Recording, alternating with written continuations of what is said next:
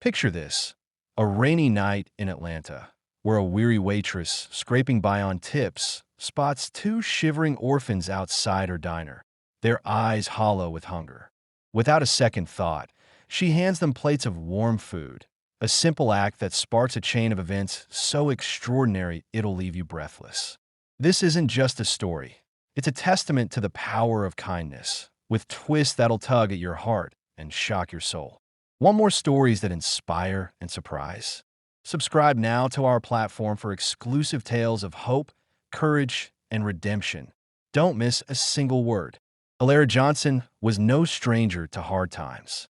Born in 1975 in a dusty Georgia town where cotton fields shimmered under the sun like white oceans, she'd lost her parents at 8 to a house fire that left her with nothing but a faded photo and a heart full of grit. The foster system chewed her up, spitting her from home to home, some kind most cold, one cruel enough to teach her to lock her door at night. By 18, she'd fled to Atlanta, her dreams of college buried under the weight of survival. Now, at 35, she slung plates at Mama's Kitchen, a greasy spoon on the city's edge where truckers and locals swapped stories over coffee that tasted like burnt promises. Her black curls were perpetually tied back, her uniform starched, her smile a beacon that hid the ache of long shifts and overdue bills. Alara's hands were calloused, but her heart was soft. She volunteered at soup kitchens, gave her last dollar to a homeless vet, and lived by code: no one goes hungry on her watch. It was a stormy Tuesday in October 2010 when fate knocked. Rain battered the diner's tin roof, and through the fogged-up window, Alara spotted two kids huddled under the awning. They were scrawny, their clothes soaked, their faces pinched with a hunger that went beyond the stomach. The boy, maybe 12, had his arm around a younger girl, her tattered backpack clutched like a shield. They didn't beg, but their eyes followed the steam curling from the kitchen vents, inhaling the scent of biscuits like it was life itself. Alara wiped her hands on her apron, glanced at her boss, Mr. Harlan, who was buried in receipts, and slipped out with 2 plates of leftovers: fried chicken, mashed potatoes, collards, and cornbread still warm from the oven. "Y'all look like you could use a bite," she said, her southern lilt soft as a lullaby. The kids froze, wary but hunger won. They ate right there on the stoop, rain mixing with tears on their cheeks. Over the next few days, Alara pieced together their story. The boy, Marcus, was 12, sharp-eyed and protective. His sister, Lila, 10, was quiet, her fingers always sketching on scraps of paper.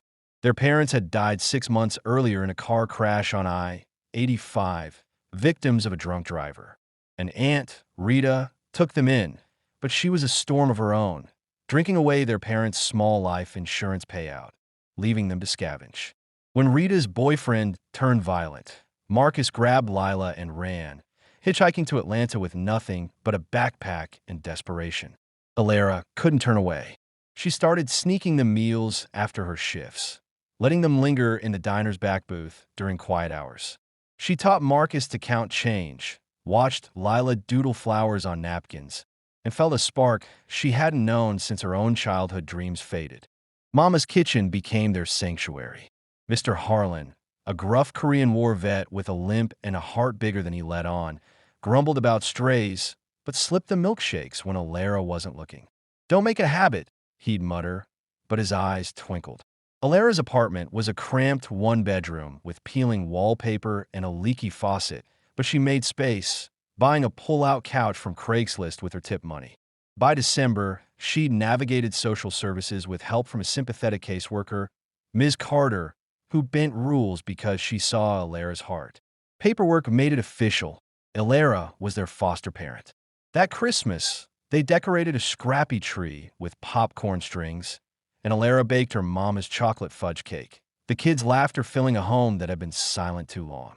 Life wasn't easy, but it was theirs. Marcus was a math whiz, solving diner receipts in his head, but school was tough. Kids teased his thrift store clothes. Alara enrolled him in chess club, where he checkmated bullies with logic. Lila had nightmares, waking with screams of the crash. Alara sang gospel lullabies her mother taught her, soothing her back to sleep. Money was tight. Alara skipped meals to stretch groceries, her own stomach growling as she served the kids seconds. They celebrated birthdays with homemade cakes, Lila's drawings pinned behind the diner counter like a gallery. Regulars became family.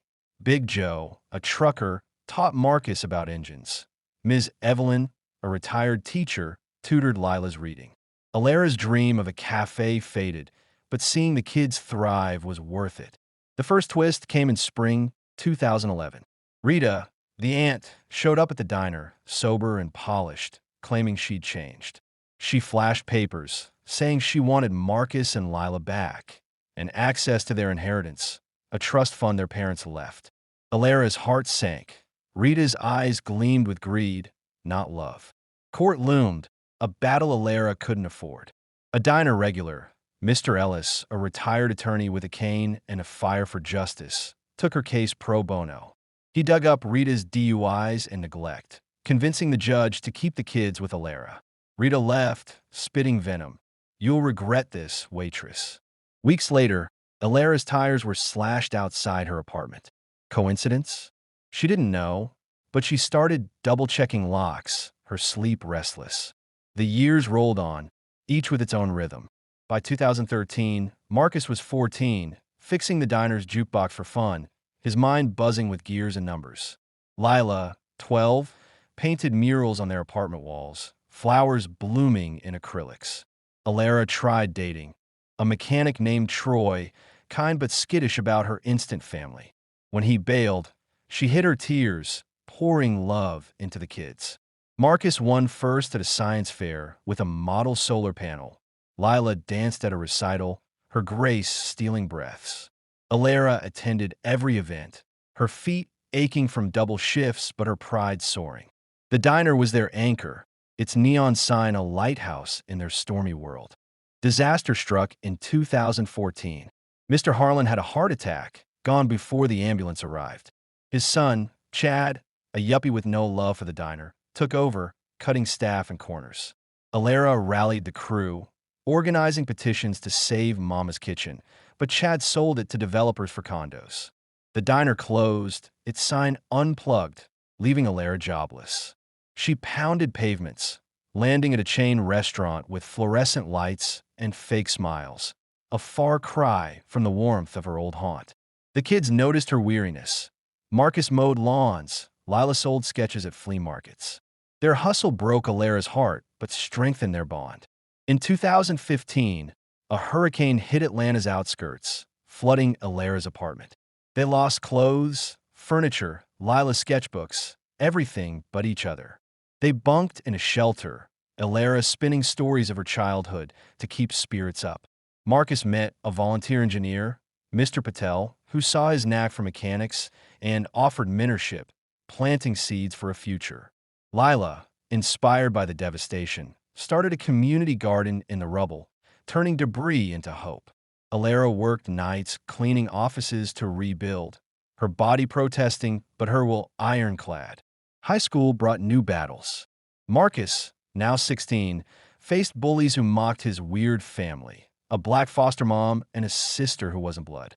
He stood tall, his debate team victories silencing doubters. Lila, 14, discovered environmental science on a school trip to the Georgia coast, her art turning to eco-themes. Alara cheered at every milestone, her tip jar funding their dreams. In 2018, Marcus won a partial scholarship to Georgia Tech for engineering. Lila got one to Savannah College of Art and Design. Alara took a third job, scrubbing floors after cafe shifts, her hands raw but her heart full. The second twist unfolded quietly. Marcus, now a college freshman, dug into their family history during late-night library sessions. He uncovered a bombshell. The trust fund Rita claimed was small wasn't. Hundreds of thousands have been hidden in offshore accounts, siphoned by Rita and her boyfriend, the uncle from 2011. With a law student friend, Marcus built a case, suing for restitution. In 2022, they won. The settlement wired to secret accounts. Marcus invested his share in tech stocks. Lila funneled hers into a nonprofit for orphans. They kept it from Alara, wanting to surprise her when the time was right. The pandemic hit in 2020, scattering plans. Marcus and Lila studied online. Alara masked up for cafe shifts. They're called a lifeline. Marcus interned at a startup, his solar panel designs catching eyes. Lila's eco art won awards, her installations at galleries raising climate awareness. Alara, now in her late 40s, moved to a modest house, a step up from the apartment, her savings stretched thin but her spirit rich. She dated again, a librarian named Sam, but prioritized the kids, her love for them a constant. By 2025, Marcus was 27, his startup valued at millions after patenting a solar innovation that slashed energy costs. Lila, 25, ran her nonprofit, partnering with celebrities to fund shelters. They never forgot Alara's sacrifices, the meals she skipped, the nights she worked, the love she gave. They plotted in secret, pooling funds. On a crisp October morning, Alara, now 50, stepped outside her home to find a gleaming black Mercedes-Benz S-Class, a red bow on its hood, parked at her curb. Neighbors gawked as she read the note. For the woman who fed our bodies and souls. Love, Marcus and Lila. Inside, keys dangled with a bank statement, a trust in her name, enough to retire. The final twist came that evening at a surprise reunion. Marcus and Lila revealed the settlement, confessing how Alara's kindness saved them from a darker path. The car wasn't just a gift. It was a symbol of their empire built on her love. Alara, tears streaming, hugged them tight. "Y'all were always my riches," she whispered. The diner's neon sign, salvaged by Lila, glowed in her backyard, a beacon of their journey. Kindness, it turned out, was the greatest investment, its returns infinite.